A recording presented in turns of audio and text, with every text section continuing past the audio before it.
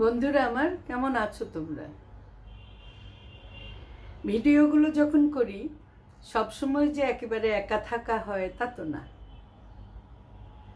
অনেক সময় আশেপাশে অন্য লোকেরাও থাকে খুব স্বাভাবিকভাবে, কিন্তু পরিবারের লোকদের মধ্যেও, যেমন পারিবারিক কোনো উৎসবে যখন যাই সেখানেও কি হয়, আছে না কেউ কেউ ঈর্ষা করে। বলছে, একবার কানে আসছে, বলছে ওই যে ক্যামেরা অন করেছে, এখন বলবে বন্ধুরা। বলতে ইচ্ছে করছিল, তাইলে কি হ্যালো গাইস এরকম বললে তোমরা খুশি হতে? এরকম করে সমালোচনা করবেন না। অপরপক্ষ ভদ্র বলে আপনাকে আক্রমণ করছে না। অপরপক্ষ যদি বলে ঠিক আছে আমি এরকম বলছি দেখে ভেঙাচ্ছ, তুমি আরেকটু সুন্দর করে বললে দেখাও তো কেমন পারবে, তখনই তো ফিউজ হয়ে যাবে। আপনি যদি ফিউজ হতে না চান, আপনি যদি আরেকজনের কাছে অপদস্থ হতে না চান, আপনি কেন শুধু শুধু অপদস্থ করতে চান? দেখবে অনেকেই বলবে ওই দেখো বলে যাচ্ছে, কথা খালি বলে বলে। ওনার কাছেই যেন সব বুদ্ধি, ওনার কাছে যে কেন আসে এই মানুষ পরামর্শের জন্য, কেন আসে, তোমার কাছে কেন যায় না? ঠিক না? তুমি যদি পারতে, তোমার কথায় যদি আরেকজন নতুন পথ দেখতে পেত, নিশ্চয়ই তোমার কাছে যেত। তাহলে ওনার কাছে কেন যায় এই ব্যাপারটা তোমার অন্য দৃষ্টিভঙ্গি থেকে চিন্তা করতে হবে। তাহলে হিংসা যদি লাগে হয় তার মতন হতে চেষ্টা করো, নাইলে এরকম বলা বন্ধ করো। কি বলো বন্ধুরা? আমি কি ভুল বলছি? তোমরা কি এরকম দেখো না, ঘটে না আশেপাশে?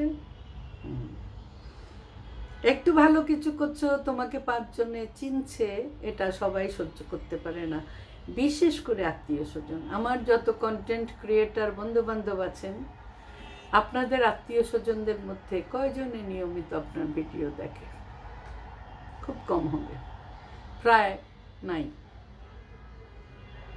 কিন্তু অন্যরা যারা আপনাকে চিনে না তারা আফসোস করে, আরে এই মানুষটার সাথে একবার যদি সামনাসামনি দেখা করতে পারতাম কত ভালো হতো। হয় না আপনাদেরকে এরকম SMS দেয় না? নিশ্চয়ই দেয়, কমেন্টেও লেখে, আমাকেও লেখে। আমার ভাগ্য খুব ভালো যে 100 জনের মধ্যে হয়তো 95 বেশি জন আমাকে আপন করে নিয়েছে।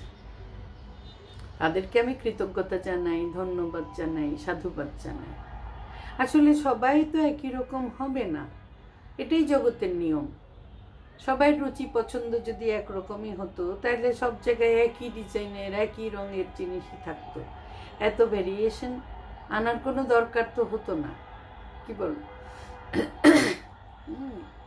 তো এটা মেনে নিতে হবে। যাদের জন্য তুমি বেশি ভাবো, যাদের জন্য তুমি বেশি করো, ত্যাগ স্বীকার করো, অনেক কিছু করো।